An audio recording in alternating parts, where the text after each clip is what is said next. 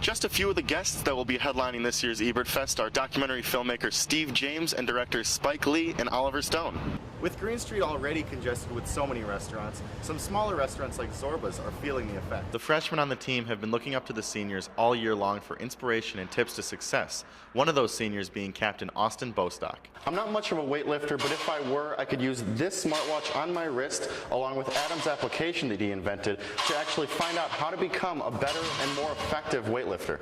At the Student Union this past Sunday at approximately 5 p.m., a student was robbed while taking money out of an ATM machine. Senior point guard Ahmad Stark says that the team knows they have plenty of work to do despite scoring 114 points last week against Coppin State.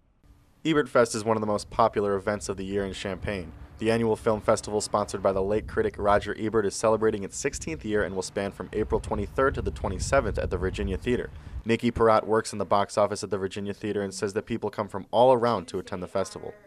Individual tickets went on sale and we sold out of some shows that day. It's widely popular. I've sold tickets to somebody from Alaska. It's nationwide and it's just very exciting. One local business that thrives during Ebert Fest is the Aroma Cafe in Champaign. Jamar Turner is the general manager of the Aroma Cafe and has worked there for 5 years. Turner describes the scene at the Aroma when Ebert Fest rolls around. It's absolutely insane, man. It's crazy. We have people, we have lines out of the door at times. Everyone's, it's good to see some people's faces. These are some customers that we see only once a year, so it's always great to welcome them back to Champaign. Just a few of the guests that will be headlining this year's Ebert Fest are documentary filmmaker Steve James and directors Spike Lee and Oliver Stone. In his 5 years of experiencing Ebert Fest, Turner has never seen any of the festival's famous guests at the Aroma, but hopes to see a certain director stop in for some coffee. We are hoping to get Spike Lee this year. I want Spike Lee in Aroma Cafe this year. Turner even knows what drink he would recommend. I'm gonna say Spike, you should get my favorite drink, which is a dirty chai latte, which is just a chai latte with a shot of espresso, with whole milk, all the fat and deliciousness that you can get. In Champaign, I'm Sam Sherman, US7 Newsbreak. On Tuesday, when Champaign community members are voting during midterm elections, they will also be asked to vote on a referendum to renovate Centennial High School and build a new Champaign Central High School. The Unit 4 School District, along with the Champaign County Economic Development Corporation, proposed the referendum that would cost $149 million and be paid for by the taxpayers.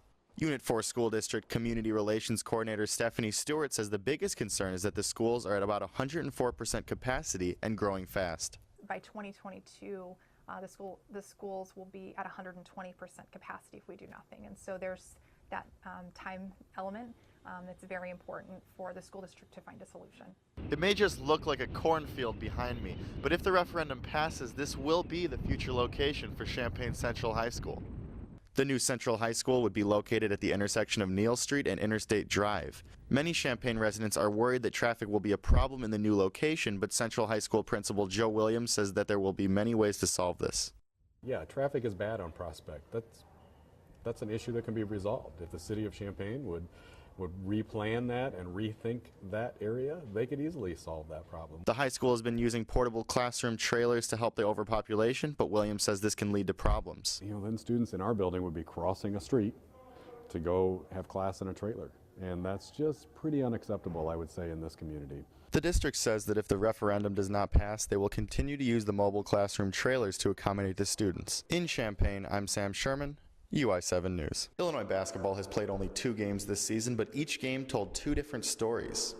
Senior point guard Ahmad Stark says that the team knows they have plenty of work to do despite scoring 114 points last week against Coppin State. I guess the first game we came out a little maybe lackadaisical a little bit, but second game was different. So we wanted to have that approach to come out from the jump, like I said, throw punches, just be aggressive on both ends from the jump and don't take our time. In their season opener against Georgia Southern, the Illini struggled defensively and didn't take advantage of many opportunities they had to pull away from the Eagles. Against Coppin State, the Orange and Blue put on a show, shooting 60% in the first half. They scored 114 points, which is the first time since 2005 the Illini reached the century mark. Senior Nana Egwu knows the offense has been solid so far, but he's more focused on something else. I think we should also put in light how great our defense was last game. Especially coming off of the other game where we didn't think we put off fourth our best defensive effort. So it was really good to see how well defensively we did. Friday night, Illinois takes on the Austin Peay Governors at the State Farm Center. Sophomore forward Malcolm Hill knows the Illini will need to be aggressive going into the game. We know that they play really hard and aggressive and physical, and we need to play against teams like that. I mean, they rebound really hard, and they got two good big men that we really need to key on for the next game. Hill also says one game doesn't decide anything. Going into film that day, noticing that we still have a lot to improve on, and which can make us better for the future. I mean, because that's just one game. We're worried about games in the future coming up for February and March, because we know that every game counts against the NCAA tournament. Fans will be eager to see which team shows up Friday night. In Champaign, I'm Sam Sherman, UI7 News. Illinois basketball also had something to cheer about this week when four-star combo guard Jalen Coleman-Lands committed to the Orange and Blue via Twitter.